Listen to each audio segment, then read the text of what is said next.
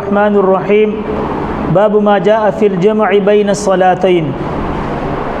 دیکھیں، ہر نماز کو اپنے اپنے وقت میں، مقررہ وقت میں، اول وقت میں پڑھنا بہترین عمل ہے۔ ان الصلاۃ کانت علی المؤمنین کتابا موقوتا، اللہ جل جلالہ نے ایمان والوں پر نماز مقررہ وقت میں فرض کی ہے۔ لیکن اس آیت سے تھوڑا سا ایک خلجان پیدا ہوتا ہے۔ بعض لوگ جب جماعت کا ٹائم ہو جاتا ہے، نماز کا ٹائم ہو جاتا ہے، نماز کا ٹائم ہو جاتا ہے، تو اب اگر امام صاحب یا کوئی بزرگ آدمی یا کوئی بھی ایک آدھی رکعت پڑھ رہا ہے، اس کے لیے تھوڑا وقت دیتے ہیں، تو بعض لوگ کہتے ہیں دیکھو جی نماز مقررہ وقت پہ فرض ہے۔ اس آیت کا یہ مطلب نہیں ہے۔ اس آیت کا مطلب یہ ہے کہ ظہر کی نماز ظہر کے وقت میں پڑھو، فرض ہے، اور فجر کی نماز فجر کے وقت میں فرض ہے، اور عصر کی نماز عصر کے وقت میں فرض ہے، اور مغرب کی نماز مغرب کے وقت میں فرض ہے، اور عشاء کی نماز عشاء کے وقت میں فرض ہے۔ یہ مطلب ہے آیت کا، ان الصلاۃ کانت علی المؤمنین کتابا موقوتا کا یہ مطلب ہے۔ یہ نہیں ہے کہ جماعت کا ٹائم ہو گیا اور کوئی آدمی امام صاحب 5 منٹ لیٹ ہیں اور یہ اعتراض کرنا کہ بھئی آیت لکھی ہو۔ آیت کا مطلب سمجھیے۔ تو اس آیت سے یہ مطلب ہے کہ ہر نماز اپنے وقت میں پڑھی جائے، اور اس پہ اتفاق ہے۔ اور دو موقع ایسے ہیں، دو موقع، ایک عرفہ کا دن اور ایک مزدلفہ۔ عرفہ کے دن میں ظہر کے وقت میں ظہر اور عصر کو اکٹھا پڑھنا، اور مزدلفہ جب آپ مغرب کے وقت عرفہ سے نکلتے ہو مزدلفہ آتے ہو تو یہ تو کوئی 8، 9، 10 کلومیٹر کا سفر ہے، لہٰذا مزدلفہ پہنچتے پہنچتے مغرب قضا ہو جاتی ہے۔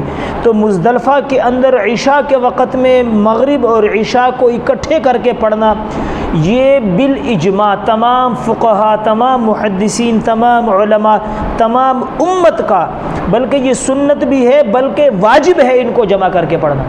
اور یہ جمع کرنا چونکہ یہ طبقہ تواتر طبقہ آپ نے پیچھے پڑھا ہے نا کہ حدیث متواتر ہے، تو ایک تواتر طبقہ ہے جو حدیث متواتر سے اعلیٰ درجہ ہے۔ قرآن جو ہم تک پہنچا ہے نا، یہ تواتر طبقہ سے پہنچا ہے۔ تواتر طبقہ حدیث متواتر سے اعلیٰ درجہ ہے۔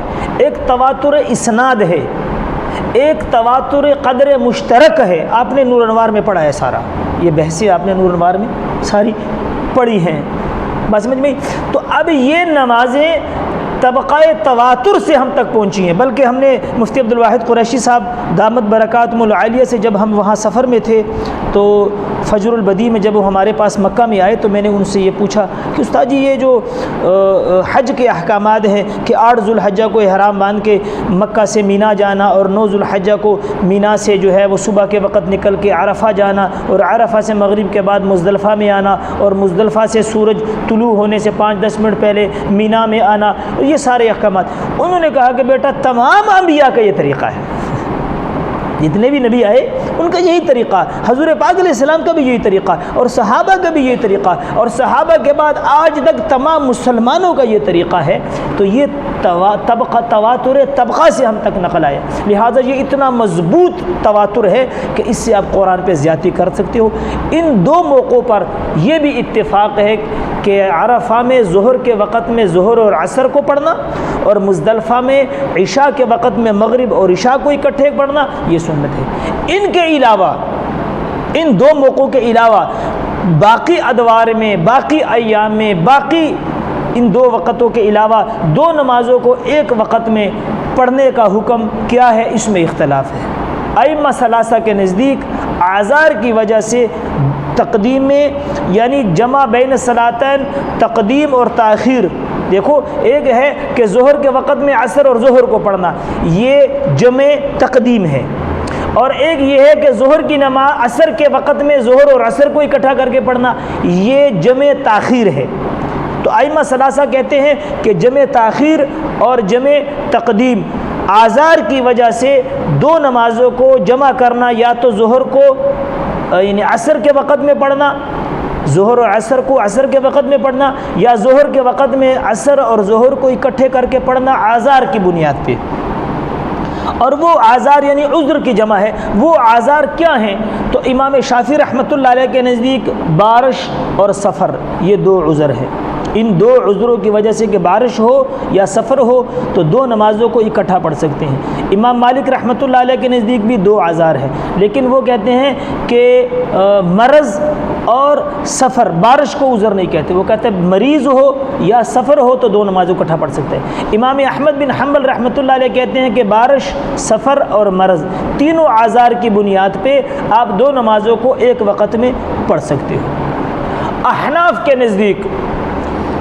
کے نزدیک جمع تقدیم کے تو ہم بالکل قائل نہیں ہیں کہ ظہر کی نماز ظہر کے وقت میں عصر اور ظہر کو پڑھنا، مغرب کے وقت میں مغرب اور عشاء کے پڑھنا، اس کی تو بالکل احناف کے مسلک میں گنجائش نہیں ہے. جمع تاخیر کی البتہ مجبوری کے تحت، جمع تاخیر مطلب یہ ہے کہ ظہر کی نماز قضا ہوگی، عصر کے وقت میں ظہر اور عصر کو اکٹھا پڑھنا، اس کی گنجائش ہے مجبوری کے تحت. مثال کے طور پہ بارش اتنی زیادہ ہو رہی ہے، جماعت کی نجاست تھی، لیکن اس کے لیے بھی کوئی یہ عذر نہیں ہے گھر میں پڑھ لو، کیونکہ میں نے آپ کو بتایا 44 آزار ایسے ہیں، یعنی 44 عذر ایسے ہیں جن کی وجہ سے جماعت ساقط ہو جاتی ہے، جماعت کا حکم ساقط ہو جاتا ہے. وہ در مختار شامی میں سارے لکھے ہیں، کبھی موقع ملے گا تو میں آپ کو وہاں سے نقل بھی کر دوں گا.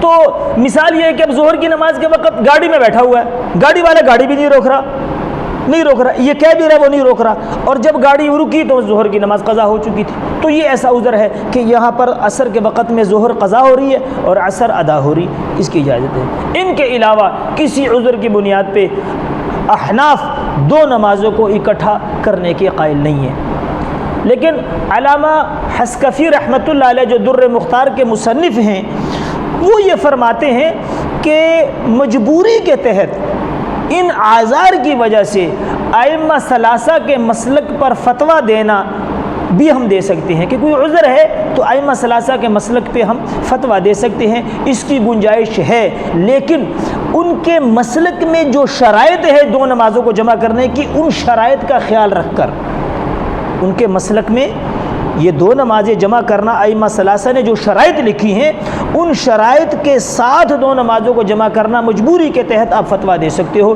البتہ احناف کے نزدیک دو نمازوں کو جمع کرنے کی کوئی گنجائش نہیں ہے. اس باتوں کے بعد اب سمجھے کہ اس میں جو روایات ہیں، جو اب جمع کی دو صورتیں ہیں، ایک ہے حقیقی جمع، ایک ہے جمع حقیقی، حقیقتاً دو نمازوں کو جمع کرنا، ایک ہے جمع سوری، یعنی صورتاً جمع ہے حقیقتاً جمع نہیں ہے. مثال کے طور پہ ظہر کی نماز بالکل آخری وقت میں پڑھنا، کہ ظہر کی نماز پڑھنے کے بعد 5-10 منٹ کے بعد عصر کی نماز کا وقت ہو، تھوڑا انتظار کر لیا جائے، جب عصر کا وقت داخل ہو تو عصر کو پہلے وقت میں پڑھ لیا جائے، یہ جمع سوری ہے.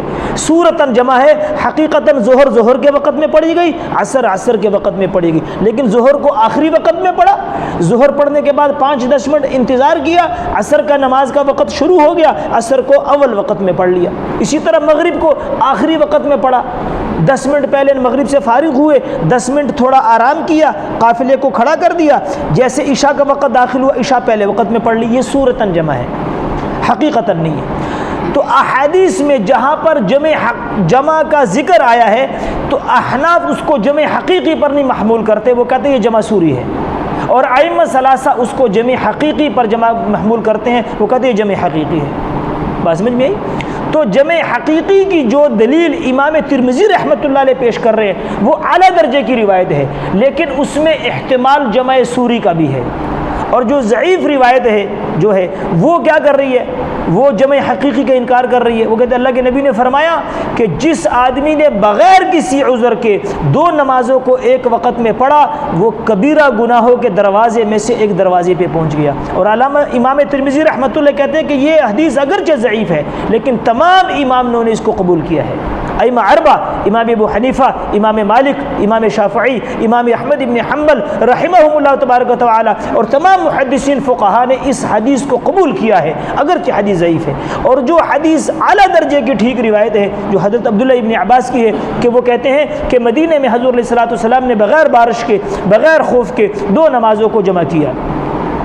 تو طالب علموں نے جب سوال کیا کہ استاد جی یہ جمع کیسے کیا، تو انہوں نے جواب دیا قال اراد اللہ تحرج امتہ، کہ میری امت تنگی میں نہ پڑ جائے، امت تنگی میں نہ پڑ جائے۔ تو ائمہ ثلاثہ نے یہاں پر جمع حقیقی پر محمول کیا، اور احناف کہتے ہیں کہ بھئی یا تو یہ جو جمع تھا یہ تو جمع سوری تھی، جمع حقیقی نہیں تھی۔ دوسری بات یہ ہے کہ حضور علیہ الصلوۃ والسلام نے یہ جو عمل کیا یہ بیان جواز کے لیے تھا، اپنی امت کو راستہ دینے کے لیے، بیان جواز کے لیے۔ اور بیان جواز کا کوئی عمل جو ہو نبی کے حق میں غیر اولا نہیں ہوتا، کیونکہ بیان جواز بھی شریعت کے مقاصد میں سے ایک مقصد ہے، اور نبی اس مقصد کو بیان کر رہا ہے۔ بات سمجھ میں آ گئی؟